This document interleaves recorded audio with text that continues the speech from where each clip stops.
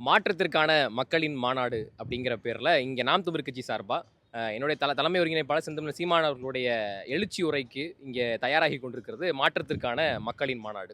அதாவது தமிழகத்தில் எத்தனையோ மாநாடுகள் நடந்திருக்கலாம், இந்திய வரலாற்றில் எத்தனையோ மாநாடுகள் நடந்திருக்கலாம். ஆனால் இந்த மாநாடுங்கிறது பிரத்யேகமானது. ஏன்னா இங்கே 234 வேட்பாளர்களையும் அறிமுகம் செய்யிருக்கிறாங்க. 117 ஆண் வேட்பாளர்கள், 117 பெண் வேட்பாளர்கள்னு 234 வேட்பாளர்களையும் அறிமுகம் செய்கிறாங்க. அது இல்லாமல் தலைமை ஒருங்கிணைப்பாளர் சீமான் அவர்கள் ஆட்சி வரைவு, செயற்பாட்டு வரைவு, நாங்கள் ஆட்சிக்கு வந்தால் எப்படி ஆட்சியை நடத்துவோம், எந்த மாதிரியான நிர்வாகத்தை கொடுப்போம் அப்படின்னு செயற்பாட்டு வரைவு இங்கே ஆவண காணொலியாக இங்கே திரையிடப்படும். இந்த முக்கியமான 2 விஷயங்கள் தான் இந்த மாற்றத்தை விரும்பும் மக்களின் மாநாடு. பொதுவாக மாற்றத்தை விரும்பும் மக்களின் மாநாடுனா நீங்கள் எந்த கட்சியாகவும் இருங்க, இல்லை எந்த கட்சியுடைய அபிமானியாகவும் இருங்க, இதுவரை நீங்கள் எந்த கட்சிக்கான வாக்காளராகவும் இருங்க, ஆனால் தமிழினத்தின் திருவிழா அப்படின்னு தான் நாங்கள் இந்த மாநாடை கருதுகிறோம். இது ஒரு கட்சியின் மாநாடு, வெறுமனே நாங்கள் கொள்கையை சொல்லக்கூடிய ஒரு மாநாடு அப்படின்னு கருதலை. தமிழினத்தின் மாநாடு அப்படின்னு தான் இந்த மாநாட்டை நாங்கள் கருதுகிறோம். இப்போ தமிழ்நாடு 10 லட்சம் கோடி கடனில் இருக்குது. ஆனால் அரசாங்கம் கடனில் இருக்குது. அந்த அரசாங்கத்தை நடத்தக்கூடிய மந்திரிமார்கள் பெரும் சொத்துக்கான அதிபதிக்காக இருக்கிறாங்க. அவங்க கடனில் இல்லை. அரசாங்கம் கடனில் இருக்குது, ஆனால் அரசு நிர்வகிக்கக்கூடிய ஆட்சியாளர்கள் கடனில் இல்லை. அப்படின்னா இது எந்த மாதிரியான ஒரு முறைன்னு நீங்கள் புரிஞ்சுக்கணும். அப்போ இதிலிருந்து மாற்றம் வேணும். அந்த மாற்றத்தை நீங்கள் விரும்புகிறீங்கன்னா இந்த மாநாட்டுக்கு நீங்கள் வந்துடணும். அதனால தான் மாற்றத்தை விரும்பும் மக்களின் மாநாடுன்னு போட்டிருக்கோம். எல்லா பக்கமும் ஊழலும் லஞ்சமும் இருக்குது, அது உங்களுக்கு பிடிக்கல. இன்னொரு பக்கம் பசியும் பஞ்சமும் இருக்குது. அப்போ ஊழலும் லஞ்சமும் உங்களுக்கு பிடிக்கல, நீங்கள் ஒரு மாற்றத்தை விரும்புகிறீங்கன்னா நீங்கள் இந்த மாநாட்டுக்கு வந்துடணும். அதனால தான் நாங்கள் மாற்றத்தை விரும்புகின்ற மக்களின் மாநாடு அப்படின்னு வச்சிருக்கிறோம். மாதிரி பசி, பஞ்சம், ஊழல், லஞ்சம், அடக்குமுறை, ஒடக்குமுறை, சாதி இழிவு, தீண்டாமை, பெண்ணிய அடிமைத்தனம், பாலியல் வன்கொடுமை, மதுமத போதை, இது எதுவும் இல்லாத புதியதொரு தேசம் செய்வோம், மக்கள் புரட்சியால் அதை உறுதி செய்வோம் அப்படின்னு ஒரு மாற்றம், எல்லாத்துலேயும் மாற்றம், அடிப்படை அரசியல் மாற்றம். மாற்றம்னா வெறும் ஆட்சி மாற்றம், காட்சி மாற்றத்துக்கான ஆட்கள் இல்லை, அடிப்படை அரசியல் மாற்றம். படித்தவர் படிக்காதவர் அனைவருக்கும் அரசு வேலை, இனி படிக்காதவரே இல்லை என்ற நிலையை உருவாக்குவது எங்கள் அடுத்த வேலை. ஆடு மாடு மேய்த்தல் அரசு பணி ஆக்கப்படும், விவசாயம் இங்கே அரசு பணி ஆக்கப்படும் அப்படின்னு எல்லா விதத்திலையும் ஒரு அடிப்படையான மாற்றம். ஊழலற்ற நேர்மையான வெளிப்படையான நிர்வாகம் நாங்கள் வச்சிருக்கிறோம். அமைச்சரவைகளையும் நாங்கள் ஆண்கள் பெண்கள் இரு பாலினத்திற்கும் சமமான வாய்ப்பு தருவோம் அப்படின்னு இது மாதிரி பல திட்டங்களையும் பல கொள்கைகளையும் கோட்பாடுகளையும் செந்தமிழன் சீமான் அவர்கள் நாளை பேச இருக்கிறாரு.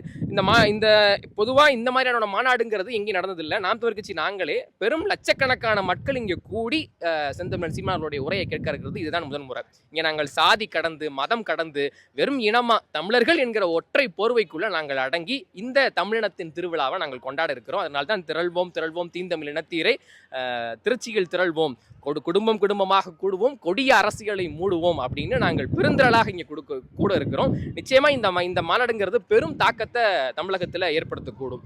நமக்கு நிறைய ஊடக புறக்கணிப்பு இருக்குது. தமிழகத்தை பொறுத்த வரைக்கும் இந்திய அரசியல் நமக்கு ஊடக புறக்கணிப்பு இருக்குது. சமீபத்தில் NDTVங்கிற ஒரு ஆங்கில சேனல் என்ன பண்ணாங்கன்னா, எல்லாரையும் அவங்க கூப்பிட்டு பேட்டி எடுத்தாங்க. புதிதாக கட்சி ஆரம்பிச்சிருக்கூடிய அண்ணன் விஜயை கூட அவங்க பேட்டி எடுத்தாங்க. பேட்டி எடுத்தவங்க எல்லாம் வெளியில வந்து பேட்டி கொடுத்தாங்க. இந்த மாதிரி இந்திய அரசியல் வரலாற்றிலே ஒரு முக்கியமான விஷயத்தை அவங்க செஞ்சாங்க. ஆனால் அப்படிப்பட்ட NDTV இந்த தமிழ்நாட்டினுடைய 3வது அரசியல் பெரிய கட்சியாக இருக்கக்கூடிய செந்தமிழன் சீமான் அவர்களை அழைக்கல. ஏன் அழைக்கலன்னா, NDTVயினுடைய உரிமையாளர் அதானி, அந்த அதானி துறைமுகத்தையும் மூடணும், அது வரக்கூடாதுன்னு சொல்லி நம்ம தான் போராடுறோம். அப்போ நாங்கள் கார்பரேட்டுக்கு எதிரானவர்களாக இருக்கிறோம், திருட்டு அரசியலுக்கு எதிராக இருக்கிறோம், திராவிட அரசியலுக்கு எதிரானவர்களாக இருக்கிறோம், ஊழல் லஞ்சத்துக்கு எதிரானவர்களாக இருக்கிறோம், எந்த சட்டவிரோதமான மக்கள் விரோதமான எல்லா போக்குகளுக்கும் எதிரானவர்கள் இருக்கிறோம். இதுதான் மாற்றம். அந்த மாற்றத்தை விரும்பக்கூடிய மக்களாக நீங்கள் இருந்தால் நீங்கள் மாற்றத்திற்கான மக்களின் மாநாடுக்கு வரணும். அவர்களுக்கு ஒரு பெரியார், எங்களுக்கு தமிழினத்திற்கு கூடிய அத்தனை பேரும் பெரியார். இங்கே நீங்கள் இளங்கோடிகளை தொடங்கி கம்பர், கபிலர், சேக்கிலார், எல்லாருடைய படங்களும் இங்கே நாங்கள் சுற்றி வச்சிருக்கோம். கியாபே விஸ்வநாதம் அவர்கள், காமராஜர், கக்கர், முத்துராமலிங்க தேவர், முக்கையா தேவர், எங்களுடைய மாவீர போராளிகள், எல்லாருடைய படங்களும் நாங்கள் வச்சிருக்கோம். எங்களுக்கு அத்தனை பெரியார்கள் இருக்கிறாங்க. எங்கள் சொந்த பெரியார்களே அத்தனை இருக்கிற எங்கேயோ இருந்து வந்த பெரியார் எங்களுக்கு எதுக்குன்னு செந்தமிழன் சீமானவர்கள் ஏற்கனவே கேட்டிருக்கிறாங்க. இது மாதிரி நாங்கள் முற்றிலும் முழுவதுமாக இதுவரை இருந்த திராவிட அரசியல், தேசிய அரசியல், இதிலிருந்து முற்றிலும் முழுவதுமாக வேறுபட்ட ஒரு அரசியலை நாங்கள் கொடுக்க இருக்கிறோம்.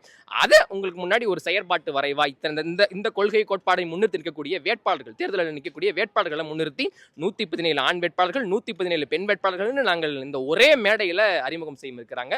இந்த மாதிரியான ஒரு காண கிடைக்காத காட்சியை தவற விட்டுற வேணாம். ஏன்னா நம்ம மாற்றத்தை நம்ம முழுக்க விரும்பக்கூடிய ஆட்கள் தான். ஆனால் நாங்கள்லாம் மாற்றத்தை விரும்புறதுக்கு, அதுக்காக ஏதோ ஒரு களப்பணியோ பங்களிப்போ செய்யறதுக்கு வெளிப்படையான இதுக்கு வர்றதில்லை. இப்போ வெளிப்படையே எல்லாரும் வந்தால் தான் லட்சக்கணக்கான மக்கள் இங்கே திரளும் போது ஒருத்தர் பார்க்கும்போது நமக்கே ஒரு நம்பிக்கை வரும். ஓ, இத்தனை பேர் இருக்கிறாங்க, இந்த திமுக, இந்த அதிமுக, இந்த காங்கிரஸ், பாஜக, இந்த கொடி அரசியல், தீமை அரசியல், திராவிட அரசியல், இதெல்லாம் முழுமாக பிடிக்காம மாற்றத்தை விரும்பக்கூடிய இத்தனை பேர் இருக்காங்கன்னு எல்லார் மனசுலையும் ஒரு நம்பிக்கை ஏற்படும். அந்த நம்பிக்கை தான் நாளை எளிய மக்களுடைய வெற்றி, எளிய மக்களுடைய புரட்சி. புதியதொரு தேசம் செய்வோம், மக்களின் புரட்சியால் அதை உறுதி செய்வோம். 2026 படைப்போம் புதிய அரசியல் வரலாறு. எல்லாரையும் நாங்கள் மாநாட்டில் சந்திக்கிறோம். நன்றி. நாம் தமிழர். இல்லை, இந்த மாநாட்டில் அப்படி தட வேண்டிய அவசியமே இல்லை. இங்கே எங்களுடைய ஆட்கள் எல்லாருமே, என்னுடைய அண்ணன்மார்கள் தம்பிமார்கள் எல்லாருமே சுய ஒழுக்கம். அவங்க மத போதையில் வரமாட்டாங்க. அவங்க இந்த மாதிரி ஒரு ரசிக மனப்பான்மையில் சினிமாக்காரர்கள் செயல்படுற மாதிரி செயல்பட மாட்டாங்க. எங்கேயும் பிடிச்சி ஏறுறது அந்த மாதிரிலாம் இல்லை.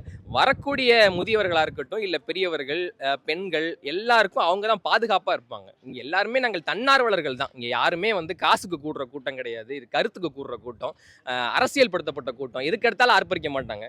செந்தமிழன் சீமான் அவர்களுடைய செந்தமிழன் சீமான் அவர்கள் என்ன சொல்றாங்கன்னு கேட்டு அதை உள்வாங்கி தான் இங்கே ஆர்ப்பரிப்பாங்க. இது ஒரு சுய ஒழுக்கத்துடைய கூட்டம். இங்கே அந்த மாதிரி கிரீஸ் தடவ வேண்டிய நிலைமையோ, அதிகமாக பவுன்சர் வைக்க வேண்டிய தேவையோ இங்கே கிடையாது. இங்கே ஒரு ஒழுக்கத்துக்கு, ஒரு கட்டுப்பாட்டுக்குள்ள கூட்டம், ஒரு இராணுவ படை போல, ஒரு மக்கள் படை போல தான் எங்களுடைய ஆட்கள் இருப்பாங்க. இங்கே அது தேவையில்லை. இல்லை, பொதுவாக கூட்டணி அரசியலுங்கிறது என்னென்னா, தேமுதிகவுடைய தலைமையில் இருக்கக்கூடிய அம்மா பிரேமலதா விஜயகாந்த் அவர்கள் ரொம்ப நாளாக நான் எந்த கூட்டணிக்கு போகிறோங்கிறத சொல்லாமல் இருந்தாங்க. ரொம்ப நாளாக சொல்லாமல் இருந்தாங்க. காரணம், ஒரு நல்ல கூட்டணி அமையும், நாங்கள் மக்களுடைய அந்த நிர்வாகிகளுடைய விருப்பத்துக்கு என்னங்க ஒரு கூட்டணி அமைப்போம் அப்படின்றத சொன்னாங்க. இங்கே என்னென்னா, நீங்கள் ஒரு கட்சியில் கூட்டணி வைக்கிறீங்க, அதனுடைய எதுக்காக வைக்கிறீங்க, நோக்கம் என்ன, எந்த கோரிக்கையின் அடிப்படையில் நீங்கள் திமுகவோட போய் கூட்டணி சேர்ந்தீங்க அப்படிங்கிறத நீங்கள் இங்கே பார்க்க வேண்டியது இருக்குது. வெறுமனே யார் அதிக சீட்டு கொடுக்குறா, யார் அதிகமாக நமக்கு நோட்டு கொடுக்குறா, இவங்களுக்கு தான் கூட்டணி அப்படின்னா அது ஒரு கேடுகட்ட வாக்கு அரசியல், ஒரு பணத்தை முன்வைக்கிற ஒரு அரசியலாக தான் போய் முடியும். அப்போ அந்த மாதிரி கூட்டணி கட்சிகள், எங்களுக்கு அந்த கூட்டணி தேவையில்லை. நாங்கள் அந்த கூட்டணி பலம், பண பலம், இது அத்தனையும் தோற்கடிச்சிட்டு தான் நாங்கள் 36 லட்சம் வாக்குகளை பெற்று 8% வாக்குகளை பெற்று 3வது பெரிய அரசியல் கட்சியாக வந்திருக்கிறோம்.